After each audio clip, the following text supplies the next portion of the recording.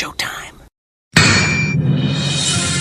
Breaking news from the BSnBEER news desk.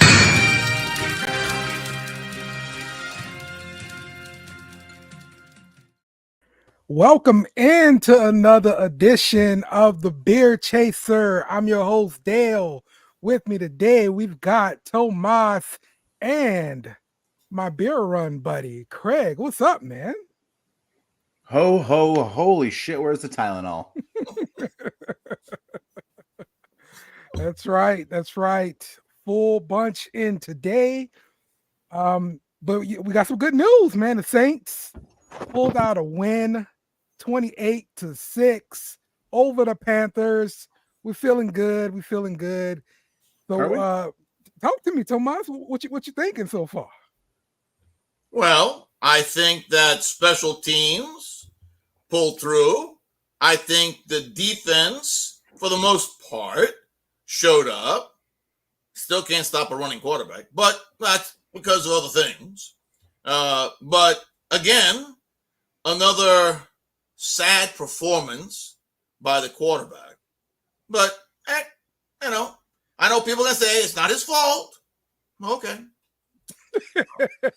I would disagree. Okay. I feel attacked. Right. The Saints ended this game with 110 passing yards. My God. Yes. But hey, we put up 28 points. So I guess what you want to see? 300 yards, 18 points. No, 100 yards. 20. I want to see 4 touchdowns in the red zone, and I want to see Jimmy Graham catch all 4. There you go. Okay, there you go. Tomas got Jimmy Graham on his fantasy team. But yeah, spoken like a fantasy owner. No, sir. I do not have Graham on my fantasy team, nor do I have Carr on my fantasy team. Well, you see, Dennis Allen and Pete Carmichael, they both wanted to draft Jimmy Graham onto their fantasy teams. And when they didn't get him, they decided to make sure he never got the ball until it was week 15 or whatever. Makes sense.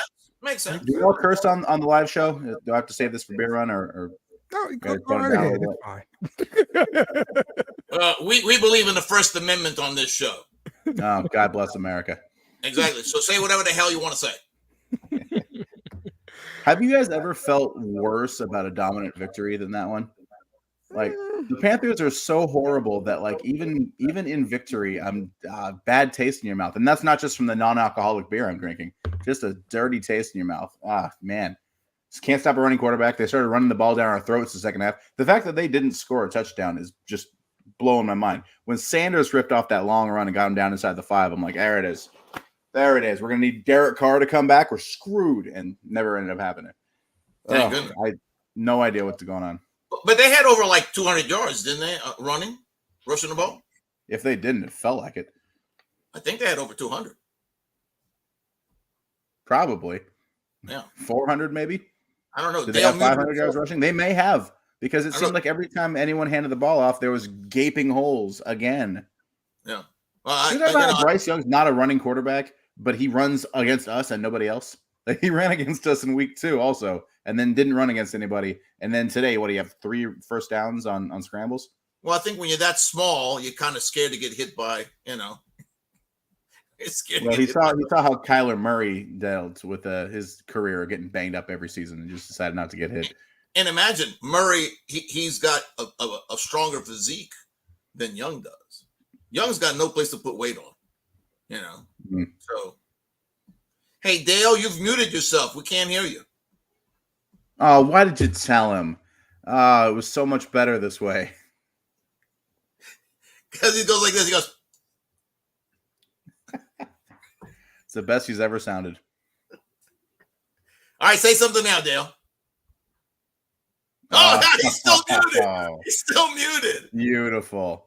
Oh. Beautiful. Okay, well, Craig, you and I will just have to interpret for when Dale says something, we can interpret it. Okay, Dale, just lift your eyebrows really high if I say something that doesn't make sense to you, and then smile if it makes sense. And then we'll just go by your facial reactions. Now this is going. Yeah. Derek Carr has not been the problem every week, but boy, howdy, it is really hard to say that he didn't miss a lot of opportunities today. And so I think a lot of it is scheme because they asked him to throw a lot of short passes. I mean, at one point he had 12 completions for 40 yards. Like that's insanity to me. The screen game was non-existent. Every time we threw a screen, we lost 5 yards. So do you think they asked him to pass short? Or I you just think I think that's part of it, though. I think that they saw how bad Carolina's offense was, how bad their offense matched up against our defense, and decided, don't take shots, don't risk it, don't put the ball in jeopardy. You know, they're not going to score on us, so be careful with it and be cautious. But how is that different than last week, Craig, or the week before, or the week before that? That's the thing, is it looks like strategy this week, and it looked like incompetence last week. I don't get this team. I see. I don't get this team. I see. Well, yeah. Just remember who's calling the plays. I believe that's called Pete Carmichael. Yeah, that's him. That's the common denominator in all of this. So, sure. So let's start early on. Wait. I think Dale's lost control of this show already. So, go ahead. I'm sorry. We're off the rails here, guys.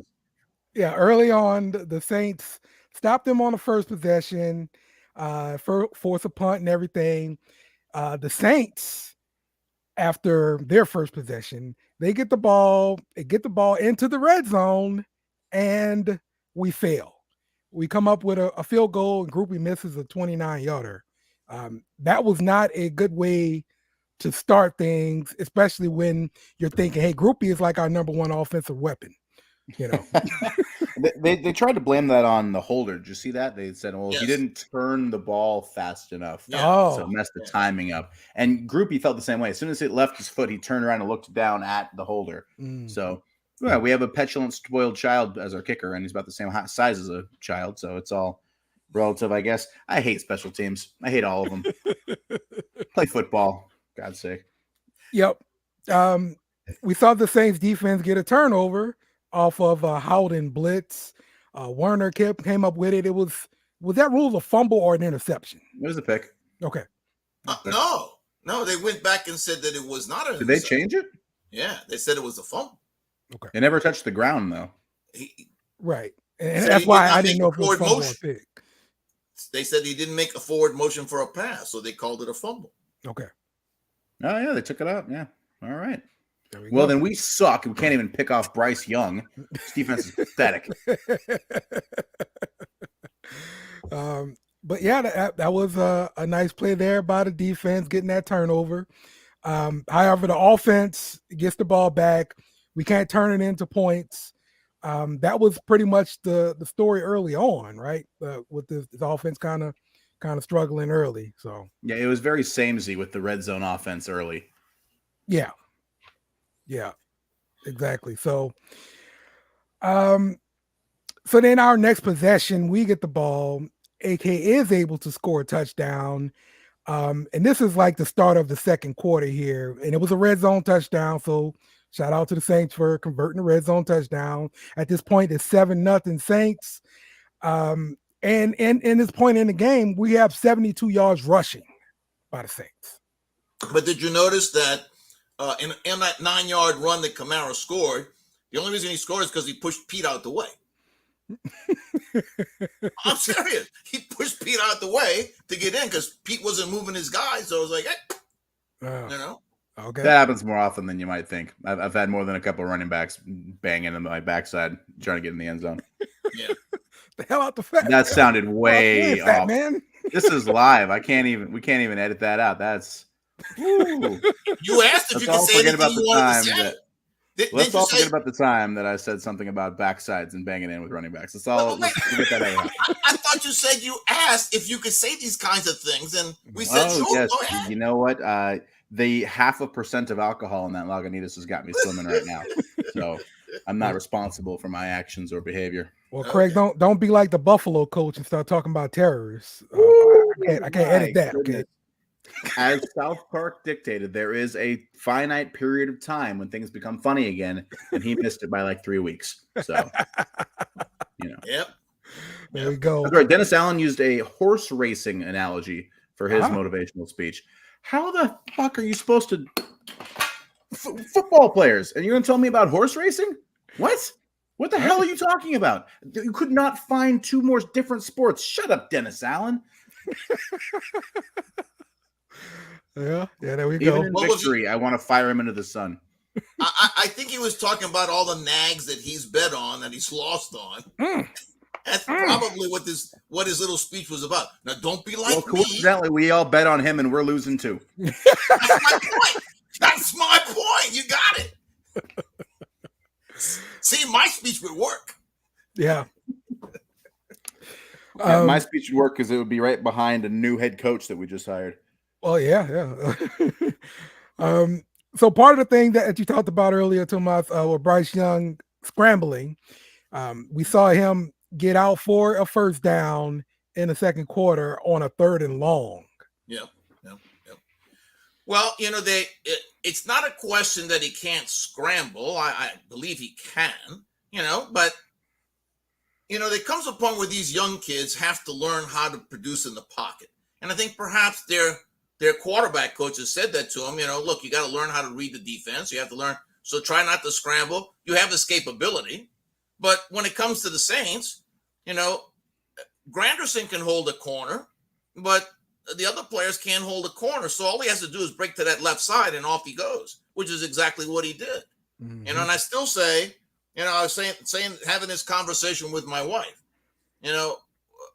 we have DeMario has lost at least one step.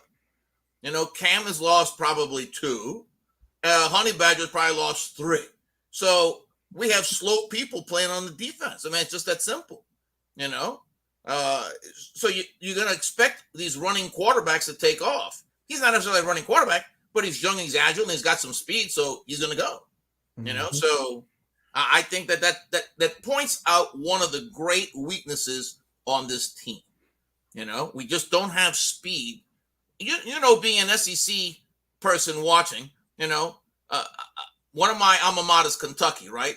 Okay. They didn't really become effective in the SEC until they decided to get SEC players, right? They had a lot of good young kids playing, but they were 2 steps slow, so they couldn't really compete. When they brought up the overall speed of the defense, all of a sudden they could compete. Well, it's the same thing in the pros. It's no different.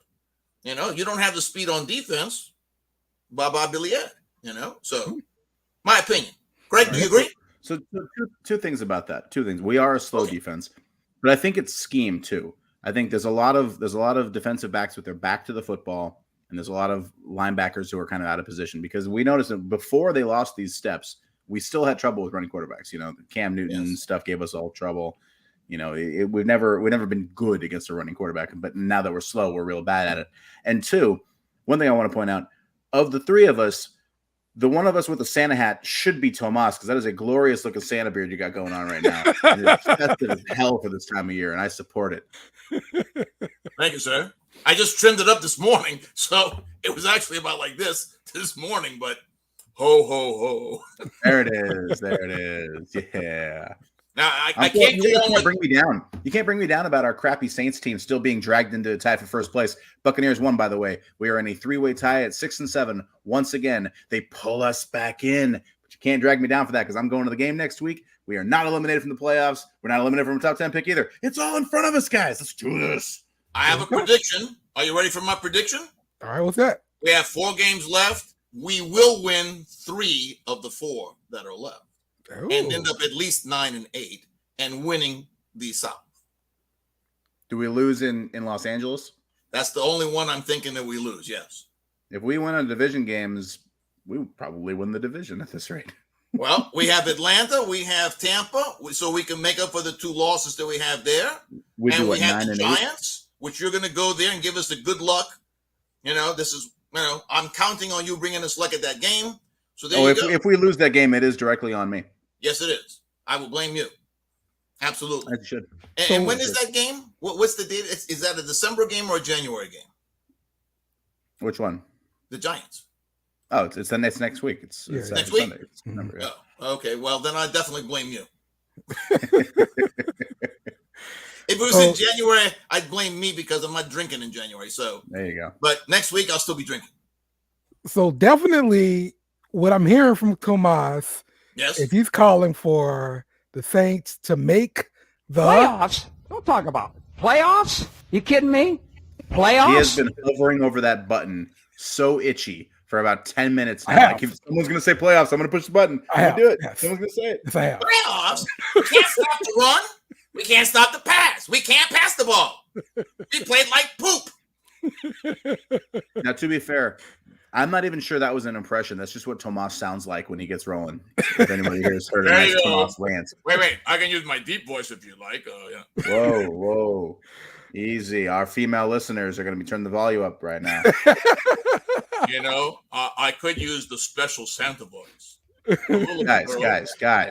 Guys. Some of us have wives that listen to this show. Okay, let's tone down the sex appeal. What would you like for your special holiday gift, my love? Hey, I got a Santa here now. Like, and have a little Barry White thing in the back. This would be like if Santa Claus. This is like if Santa Claus was written in a romance novel. That's what we're looking at right now. Wait. That's better than that. There you go. Mi linda, ¿qué es lo que usted quiere para su regalo especial? Is it a Spanish Santa? That's amazing. Yes. There's a North Pole joke in here somewhere. Let's all move on before we get our candy cans out. Well, it's a telenovela kind of thing. Yeah, I got Papa Noel up in here, man. That's right. All right, so the Panthers get on board with the field goal and makes it 7-3 Saints. And also in this game, I did not realize that it was legal to hit a rugby style punter, like no matter what, like you can just lay him out. Yeah, but once he starts running to the side, you can't hit him. You can hit him because otherwise they would just run to the side that they're going to punt and then just keep going, and you couldn't hit him. So as soon as he takes that angle and breaks stride, then it's fair game. Which fair, just kick the fucking ball, you idiot. God, I hate rugby. But wait now, does that also mean that if you're a quarterback and you move from the center of the pocket, but you don't make it outside the tackle box and you get hit, that it shouldn't count either? Should that not, shouldn't be roughing the quarterback if you get off your spot, but you're still inside the box? Shouldn't if count you're playing Tom Brady, it is like that. Oh, that's right. What was I thinking about? I'm so sorry. Well, so when the Panthers got the ball back, they were forced to punt, and the Saints actually blocked the punt. Sewell got in there, and Paging Craig, DeMarco Jackson picks it up and scores a touchdown for the Saints. It's actually 14-3. Hey Dale, how many touchdowns does that guy from LSU have? Because I bet it's 0. I believe Clark has 0 touchdowns. Craig. Yeah. So yeah, you were right. You're right there, Craig. have to give you that one there, Craig. So there you go. What's up? And I like those two linebackers. Sewell coming off of a pretty big week last week. And he follows it up with a nice special teams play. Like I think you're gonna find him in the lineup. Yeah, I like He's both. Rangy. He's undersized though. He gets pushed around a little bit. If you get a guard on him, it's over.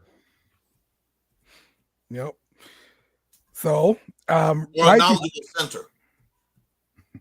Wait, what would you say? As we know, centers are fragile, tiny people with sensitive egos. So we try to leave the centers out of this. Okay. All right. Right before halftime, Carr throws and it's intercepted. It's really good play by Derrick Brown on the defensive line for the Panthers. He deflected the ball and caught it for that interception. So, how much worse does Derek Carr's stat line look with that one random ass pick thrown in there? Like, sure, we know it's bad for the yards per attempt and everything like that. But if you take that pick away, it still looks like, okay, we were just being conservative. That one random little interception on his stat line makes it look like he had a bad game, which he did. But, it looks worse. I mean, yeah, you can't argue. All right, you guys go. It looks like you guys go chronologically through this game. How good was that throw to get Jimmy Graham to get us down there, and then that slant to Olave? I've never seen Carr throw a good slant before, and that slant on the touchdown to Olave was perfect. Oh yeah. So is he figuring shit out, or are the Panthers just terrible? I don't know what's going on. And Wait. the pass to Graham, if Graham's not 6'8" and But jumps up to 11 feet to catch the frickin' ball. But he is 6'8" and jumped 11 feet in the air. Yeah, That's what where I'm you throw saying that is- ball. Okay, wait. So you're saying that Carr dropped back, calculated that Jimmy Graham being 6'8", jumping up to 9'1", I'm going to throw the ball right there at 9'1" for Jimmy to catch. Yes, I think you throw a high pass to a tall guy who jumps up and used to play basketball. Yes, you throw a high point. That's what I think. And I think Olave should have caught that deep ball early in the game. Yeah. Hey, shout out Patty. Glad to see you listening in on this show here for a nice Saints win. Yes, indeed. Oh, all right. So that brings us to halftime.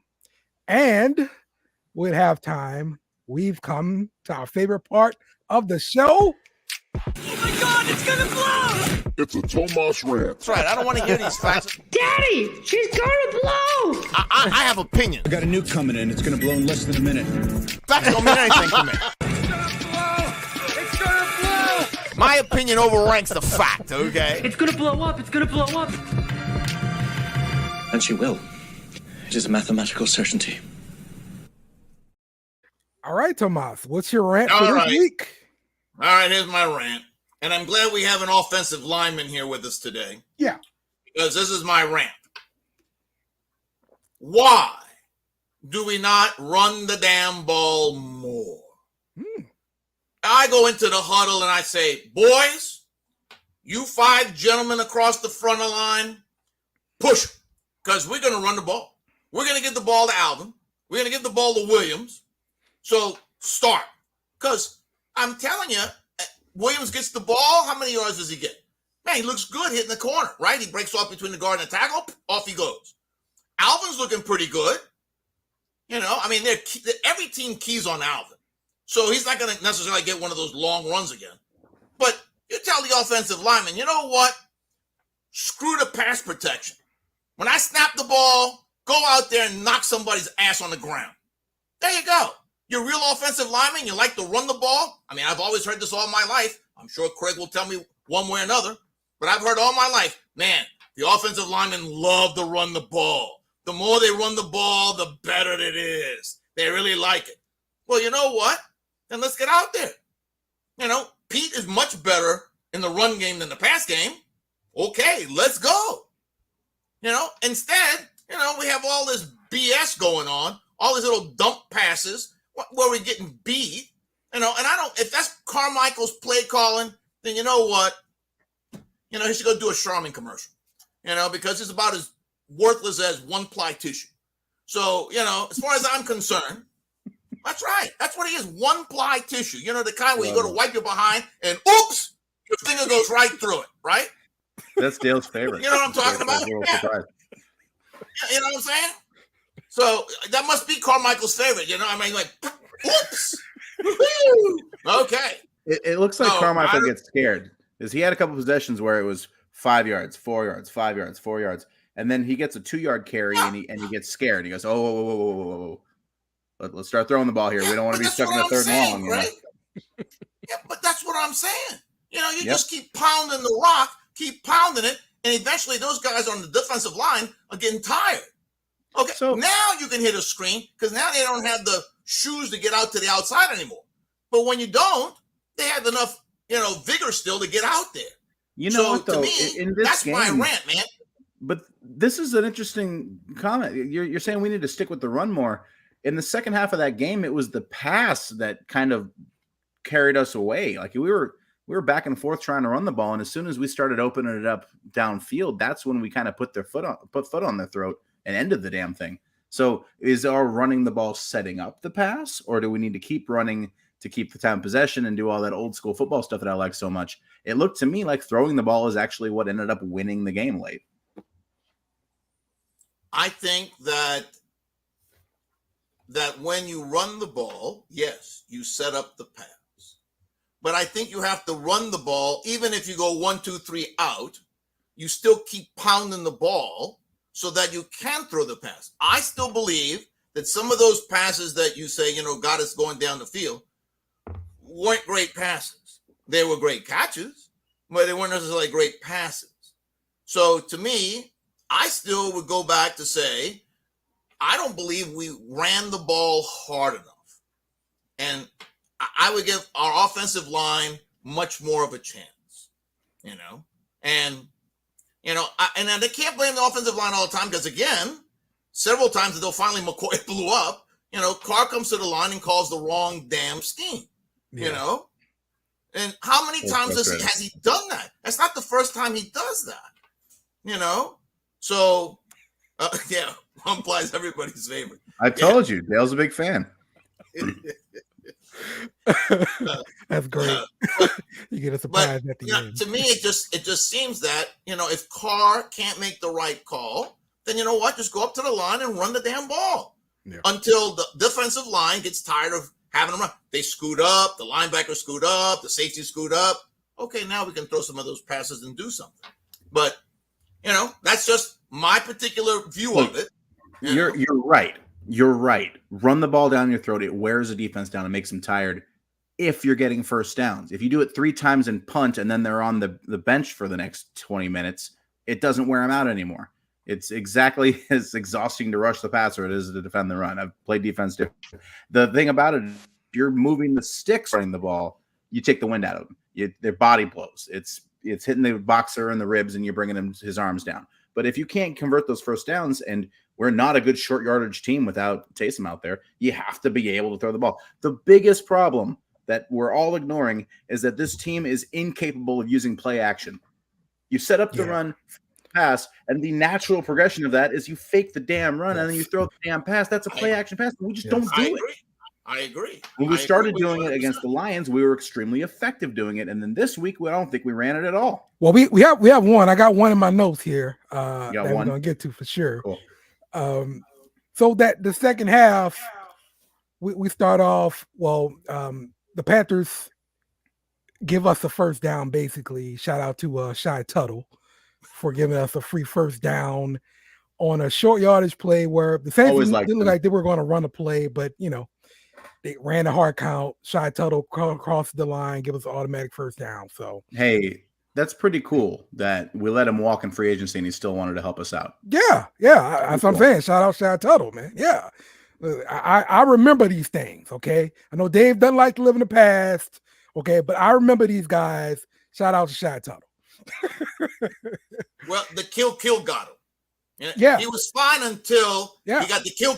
Mm-hmm. Hey, nobody was running a play in that scenario. The guys going in motion and resetting and kill. Shut up, Derek Carr. No one had it. There was no play going to get ran right there, you dummies. Oh, my God. This is why the Panthers are 1-12 and have their future tied to a quarterback that sucks. Yep. Man. But hey, unfortunately, that drive didn't lead to any points. We ended up punting. Panthers get the ball back, and on this drive, this is where Sanders breaks a 48-yard run and gets the Panthers into the red zone. Shout out to Adebo for knocking him out at the goal line, though. Good hustle. Adebo's a good player, man. Yeah, that was good. All the way from the opposite side of the field to still come back and get him. Yeah. Right. So we followed that up with a sack by Mario Davis to force the third down, and ultimately Panthers kick a field goal that makes it 14-6 Saints. So good stands there by the defense. I mean, that was definitely a drive where it was supposed to end up in 6 points and it didn't. So shout out to the defense for standing up there. So now the next possession is when the offense gets the ball back, and this is where we see McCoy fussing at Carr. And I was wondering what the hell's going on? Your center's fussing at your quarterback. So what did you see there, Craig? This is the perfect time to have you on here. So this happens all the time. Usually it's not as dramatic because usually the offense isn't as frustrated as it has been. One of the things I talked about Derek Carr coming in this building is he does what Drew Brees used to do, and that's dictate the protections. So the last couple of years, that's been McCoy's job. He gets up to the line. He's looking at there's the mic, there's the will, where I go, we're going to do this over here. He's dictating everything from there. He's calling that out. He doesn't have the best view. Right. And good offenses, the quarterback dictates that protection and just tells the O-line what they're doing. Okay. Carr is a good quarterback, so he's calling out those protections, right? He gets up there, he calls it out, he misses something. Guy comes clean through the middle, sacks him, ends the drive. O-line looks like they blew an unblocked guy, makes them look terrible, and he's pissed. It's like, so we look like shit because you're doing your job wrong, and people are going to blame us for you doing it wrong. Like, part of the quarterback's job happens before the ball is snapped, and that's part of his job. So if he's not going to make those calls correctly, and I guarantee you that is not the first time that's happened. We talked about how many sacks he's been taking and how the O-line has been so terrible. Seeing it in bright, HD color TV right now, I bet you a lot of those sacks have been Derek Carr calling out bad protections. It's not an isolated incident. This is just one that was really obvious because McCoy got pissed. Right. Yeah. I agree. Which happens with a lot. Yeah. And I think that's part of the issue with the O-line, like you said. I don't think the O-line is nearly as bad as some people think that it is. I think that it's just, if Carr is making the calls and he's not making the right calls. And then remember when we had Penning in there, you're talking about a young kid who has no freaking clue, and has no help from the inside most of the time. You make a bad call, well, he can't, he's not really ready to play, get a bad call from the quarterback, because even the veteran guys don't look good, right, Craig? So Ramczyk has struggled. We've McCoy has had a better second half of the year than first half, but there's been a lot of bumps on just on production from them.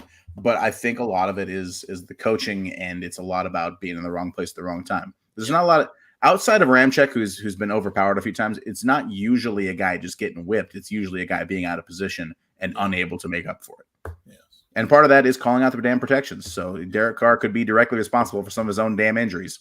Yeah. Okay. Yep. Well, I know last season, Jameis Winston didn't look like he was making those calls, and there was a lot of sacks and stuff like that in rush. And so Jameis now Winston is a special circumstance. Well, yeah, but obtaining Carr, the thought was, he was going to be able to call out those line calls, make the correct adjustments and stuff. And so, maybe he is the problem with the offensive line underperforming this season and not looking as good as we thought they would look, this season. So, well, Doug Marrone is the main reason that this offensive line is not. He's guilty too. We've got all right. Look at this line. Position So coaches, Pete was a first round pick. We've got McCoy is a second round pick. Ruiz is a first round pick. Ramczyk is a first round pick. Penning is a first round pick, not even playing. Right. So we have invested as much as any team in the league in that O-line. There are first round picks up and down that damn thing, and they're not producing.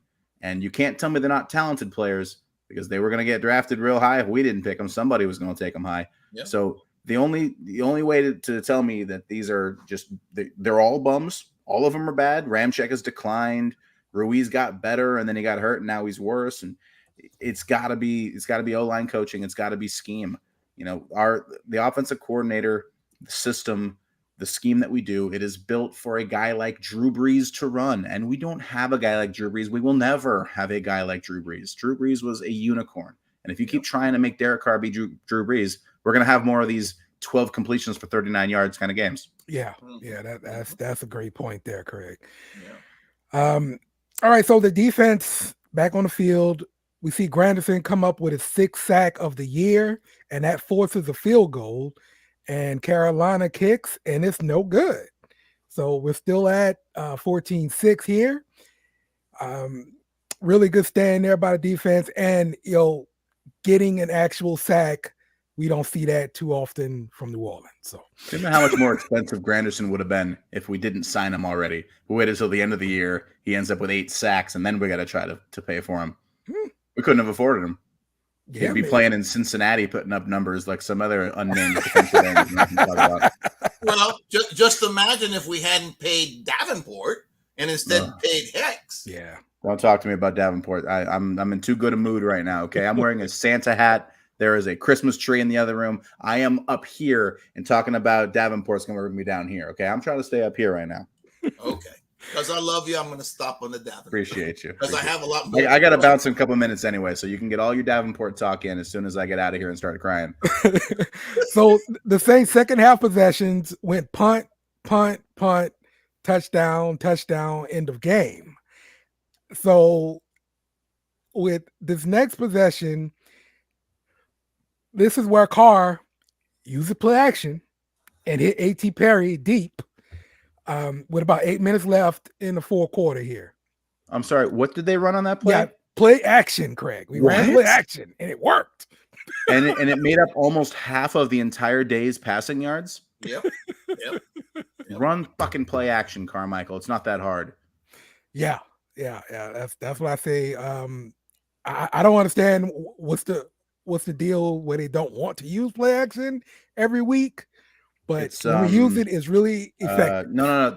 We figured this out. It's incompetence. That's the. Oh yeah, that was it. Incompetence is why they don't run it more often. Yeah. Well. Speaking of incompetence, on this drive, we saw the officials missed an illegal touch by Pete. Like, how the hell you don't call that? I thought for sure that they were going to throw a red flag because if they said incomplete pass, well then okay, but who caught it or who knocked it down to the floor to the ground? Right. Well, Pete. So at the very least, it should have been ineligible receiver call. Yes. And this is part of that O-line bias against that you guys keep displaying. When a Debo knocks a football down to the ground, your guys are all happy with him. But one of my guys knocks a football down and suddenly, it's illegal touching. How dare you guys be so unfair to my beautiful O-line? Okay, this offensive line, real heroes. Now you need to have the button, real American hero. You missed it. Okay. You can't hit them all. You can't hit them all. Yeah. That's it for me, guys. Thank you so much for joining us. I will be on the beer run this Tuesday. Have fun the rest of the show, guys. All right, Craig. Take care, brother. All right. So then we see Jimmy Graham with a great contested catch for a first down. Really great to see him in the game, first of all. But the fact that they called a number, used him, good stuff. Right. Good stuff. He was in the game earlier. Yeah. I texted out, Graham's sighting, So it's like, oh, okay. But, yeah, they should. Again, we go back to when they signed Jimmy Graham, they said, oh, we have a plan for him. And I think everybody thought, yeah, anytime we're inside the red zone, Jimmy Graham. And yet, he had, before this game, right, I think he had 2 completions for 2 touchdowns, right? That was like what his score sheet was, right? Mm-hmm. So I'm like, it's pretty obvious. And like I said earlier, right, when you're 6'8", and you throw the ball up 9.5 feet into the air, the only guy who's going to catch it is going to be 6'8". Right. Right. Yeah. So it's not necessarily that it was a really great pass. It was just it's way the hell up there. Only he could catch it. It's effective. It works. Well, and one of the things that I like about Graham and always like this, and I would wish that the other receivers would catch on. Jimmy Graham catches the ball at his highest point. Yeah. He's very consistent about that, right? He doesn't jump early. He doesn't jump late. It's like he's got the timing down that he knows exactly when to jump to catch the ball at his highest point. And if we could get some of the other players to do that, man, then you can win a lot of games with an average quarterback, you know? Yeah, just like that deep pass to Olave in the game where he could have went up to catch it instead of waiting on it to come down. Yeah. Exactly. That's exactly what I mean. Yep. I agree with you. But so after this Jimmy Graham play, Carr follows it up with a slant to Olave in the red zone for a touchdown. It's 21-6. Yep. Saints. Look, shout out to Carr, red zone conversion, and he hit a slant. That's 2 and 1 right there. So that's 2. Yeah, that's 2. Yeah. But at this point in the game, it's the fourth quarter, and he's got 99 yards passing at this point. And at this point, I'm still going, I don't know if we're going to win this game. Yeah. I mean, it tells you, what this team has done to us, Yeah. I mean, I really try very hard to be optimistic from the very beginning. Okay, it's a game we're going to win, But even, we win 21-6, and I'm thinking, man, I put them at 23-20, Saints winning. I said, but I don't know. So the Saints get the ball back, and Carr hits Jimmy Graham for another touchdown. And this is also in the red zone. And so this makes it 28-6 Saints. Now I'm feeling good. Yeah, for sure. Now There's no doubts about it at this point. Saints can't hurt me now. That's what I'm figuring. I said 20 points they'd score, so they got 6. Even if they scored another touchdown, it's 13. We're still going to win, So I felt pretty good at that point, yes. So, So this is the game in a nutshell. Who do you have for your players of the game, offense and defense? Well, on offense, I got to go with Jimmy Graham. Okay. I don't know who else I could go with. I appreciated some of the hard running by Kamara and Williams, but truthfully, in this game, I have to thank Graham for some really outstanding play, catching the ball and scoring the points. So on offense, I go Jimmy Graham, who we used to say was a soft serve with no sprinkles. Yeah. Apparently, he's learned some more about football, and now he has the sprinkles. So God bless him. That's what I say. On defense, I have to tell you, it's kind of difficult to pick somebody on defense. I thought Brzee had a good game on the interior. I thought that Adebo had a good game. You didn't hear his name called much because they didn't really throw over to his side. So if I had to pick somebody, I think I would pick either Adebo or the other cornerback whose name escapes me. Starts with a Y. Yadam. Yeah, because I thought he played pretty well. Yeah, he did. He did play well. So I would pick one of those two young men to be our defensive player of the game. So those are my picks. That's good picks there, Tomas. For me, let's see, on offense, I can't go by anybody but Jimmy Graham. 2 catches, 2 touchdowns, get his man more playing time. Let's get Jimmy Graham the ball. I must say though, I was surprised with the effectiveness of the running game without Taysom Hill.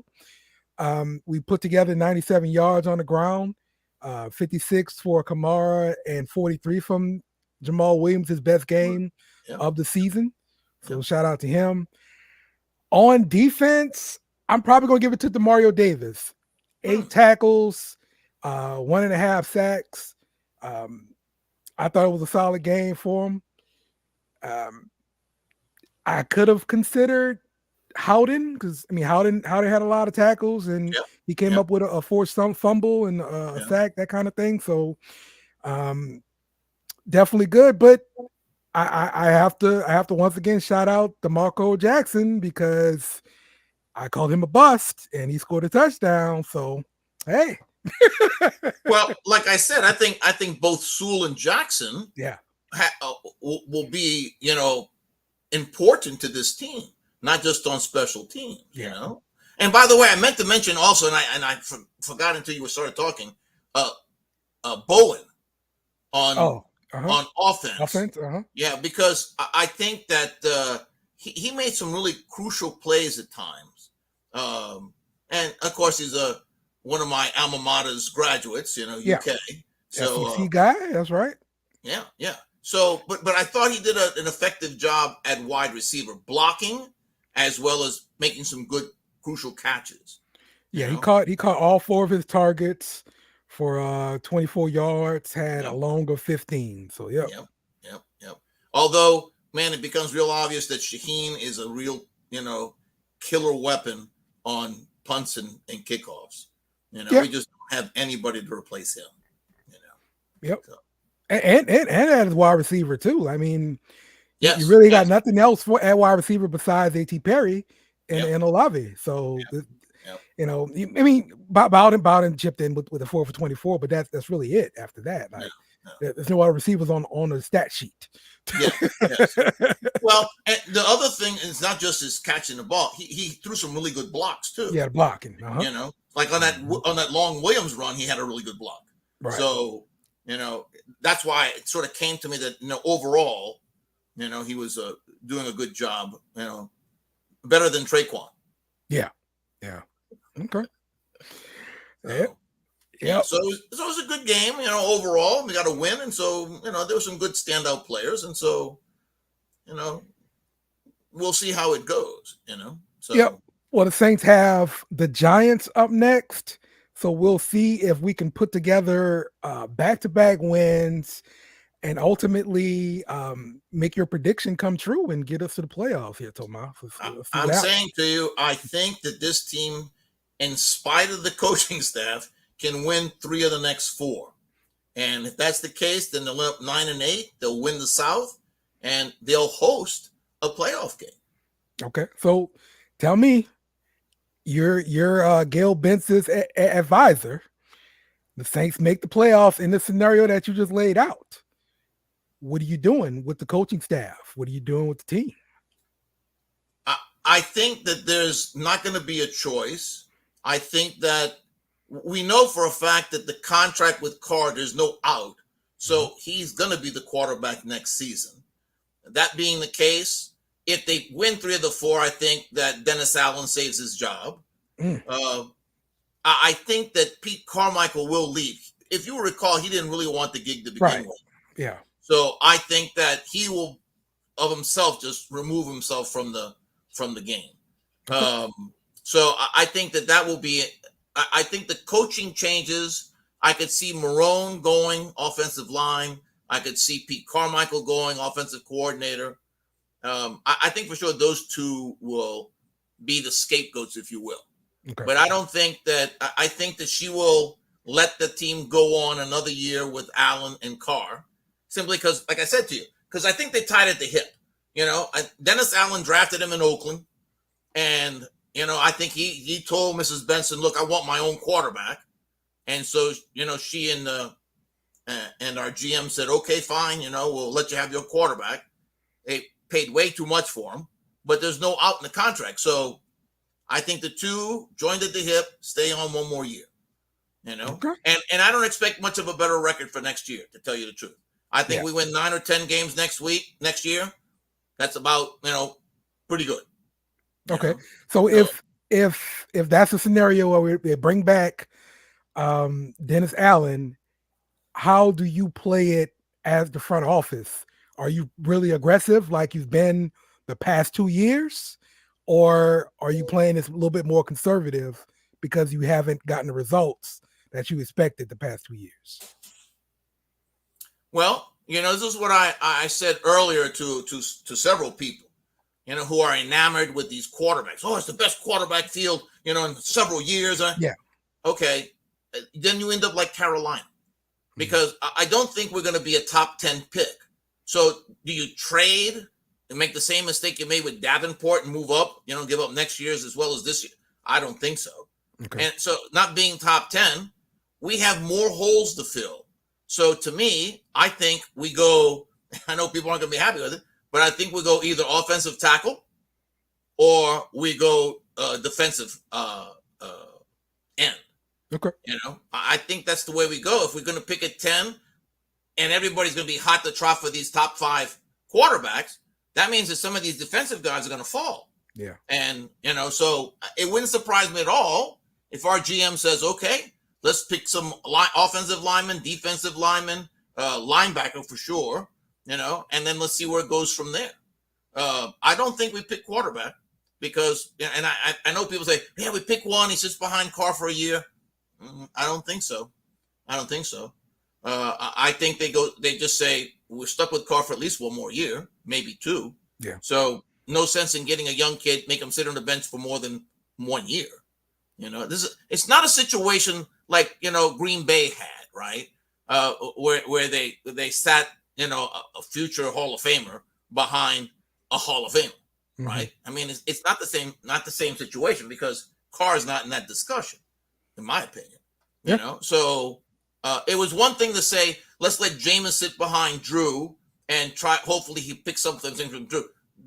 That was one I could understand. Okay. But the pick, and I don't think we get Daniels, to tell you the truth. I think we probably get Pennis, probably if we got anybody. and you're going to make the kid sit behind Carr. What can you learn from Carr? Nothing. I'm being truthful. I mean, if you put somebody in and tell them to sit behind somebody, Aaron Rodgers sat behind Favre. Okay, these are two guys going to be, in the Hall of Fame. Okay, you had Young sit behind Montana, two guys in the Hall of Fame. Okay, you have somebody sit behind Carr. Carr's not going to the Hall of Fame. So sorry, I just don't see that.